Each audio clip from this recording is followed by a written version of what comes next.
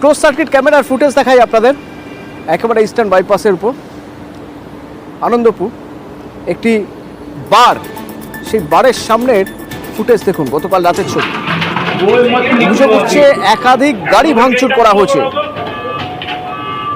ওই বারের 4 জন কর্মীকে মারধর করা হয়েছে, এমনকি সিসি ক্যামেরাও নষ্ট করে দেওয়া হয়েছে।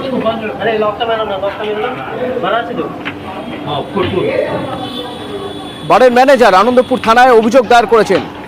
গাড়িও ভাঙছে।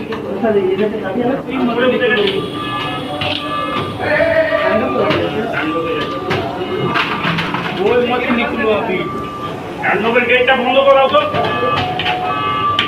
নিচের ফ্যানটা ফেলে বন্ধ করে দাও। আরে লকটা মেরো না, লকটা মেরো না, মারা আছে তো।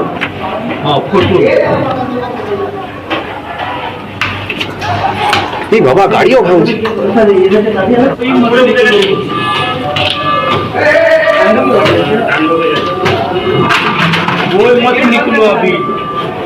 গেটটা বন্ধ করাও তো,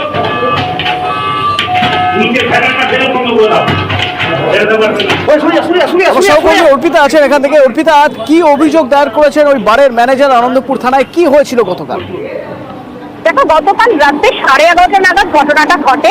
এই যে দেখছো বাইপাসের ধারে একটি পানশালা, এবং এই পানশালার সামনে সেখানে দুষ্কৃতীদের দৌরাত্ম্য। সেখানে 10 থেকে 12 জন দুষ্কৃতী আসে, এবং তখন এই যে দোকানটি রয়েছে তার শাটার বন্ধ ছিল। কিন্তু আচমকাই সেই 10 থেকে 12 জন দুষ্কৃতী এসে পরপর গাড়ি এখানে ভাঙচুর করতে থাকে। এখানে 4 থেকে 6টি গাড়ি ভাঙচুর করা হয়। তুমি দেখতে পাচ্ছ এখানে যে সামনে গাড়িগুলি দাঁড় করানো রয়েছে, 6টি গাড়ি ভাঙচুর করা হয়। তুমি দেখতে পাচ্ছ এখানে যে সামনে গাড়িগুলি দাঁড় করানো রয়েছে, এই গাড়িগুলিকে ব্যাপকভাবে ভাঙচুর করা হয়।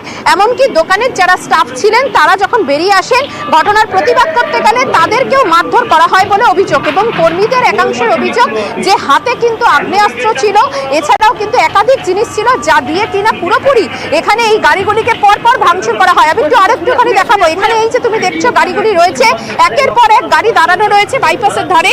সেই প্রত্যেকটি গাড়িকে এখানে কিন্তু ব্যাপকভাবে এখানে ভাঙচুর করা হয় বলে অভিযোগ। শুধুমাত্র তাই নয়, এই ঘটনা কি আদৌ এই ঘটনার জেরে কোনো পুরনো কোনো শত্রুতা কিছু ছিল কিনা সেটাও কিন্তু খতিয়ে দেখা হচ্ছে। এই যে তোমাকে দেখাচ্ছি, এই যে গাড়িটি তার বেশিরভাগ অংশই কিন্তু একেবারে ভাঙচুর করা হয়েছে, এবং সামনের অংশও এখানে দেখা যাচ্ছে, সামনের অংশও কিন্তু ব্যাপকভাবে এখানে ভাঙচুর করা হয়। পরপর গাড়িগুলিকে যেভাবে ভাঙচুর করা হয়েছে, একের পর এক গাড়ি ভাঙচুর, এবং দোকানের কর্মীদের যেভাবে মারধর করা হয়েছে, তাতে যেটা মনে করা হচ্ছে, পুলিশ আধিকারিকরা মনে করছেন পুরনো কোনো শত্রুতা আছে কিনা বা পুরনো কোনো প্রতিহিংসা বশতই এই ঘটনা ঘটেছে কিনা। দেখো, প্রত্যেকটি গাড়ি এখানে ভাঙচুর করা হয়েছে, এবং সেক্ষেত্রে ইতিমধ্যেই আনন্দপুর থানায় ইতিমধ্যেই লিখিত অভিযোগ দায়ের করা হয়েছে। এই যে এখানকার যিনি কিনা রয়েছেন কর্তৃপক্ষ, তারা কিন্তু একটি লিখিত অভিযোগ দায়ের করেছেন। তবে 10 থেকে 12 জন যে তাণ্ডব চালিয়েছে তার সঙ্গে আগের কোনো পুরনো কোনো ঝামেলা রয়েছে বলে তাদের প্রাথমিক অনুমান। তার জেরে কি এই ঘটনা, নাকি অন্য কোনো ইস্যু রয়েছে এর পেছনে, সেটি কিন্তু খতিয়ে দেখছে আনন্দপুর থানার পুলিশ। এবং যে সিসি ক্যামেরা রয়েছে এই দোকানের সামনে, সেই সিসি ক্যামেরাও কিন্তু নষ্ট করা হয়েছে বলে অভিযোগ, তেমনটাই উল্লেখ করা হয়েছে। পুলিশের তরফ থেকে যেটা জানা যাচ্ছে যে এই গাড়িগুলিকে যেভাবে ভাঙচুর করা হয়েছে, যে একেবারে বাইরের দিকে যে সিসি ক্যামেরা, সেই সিসি ক্যামেরার বেশ কিছু অংশ কিন্তু নষ্ট করে ফেলা হয়েছে বলে অভিযোগ। আদৌ ভেতরে কোনো ফুটেজ তারা পাবেন কিনা সেটা নিয়ে একটা সংশয় রয়েছে। পুলিশ আধিকারিকরা গোটা বিষয়টা খতিয়ে দেখছে আনন্দপুর থানার পুলিশ, এবং তারা अचानक आवाज হলো ফাটারে, मतलब যেরকম বম ফাটাফাটি হয়ে। অভিযোগ হয়েছে যে আপনাদের স্টাফেদেরও নাকি মারধর করা হয়েছে। হ্যাঁ, কজন মার খেয়েছেন এখানে? 4-5 দিন ধরে মার খেয়েছে। 11টা ক্লোজ হয়ে, তারপরে আমরা বন্ধ করে হিসাব পত্র করছিল। আমাদের এমডি আছেন, ওনার যে ছেলে আছেন, ওনার গাড়ি, দুজনের গাড়ি তো ভেঙেছে অনেক যায় বেশি।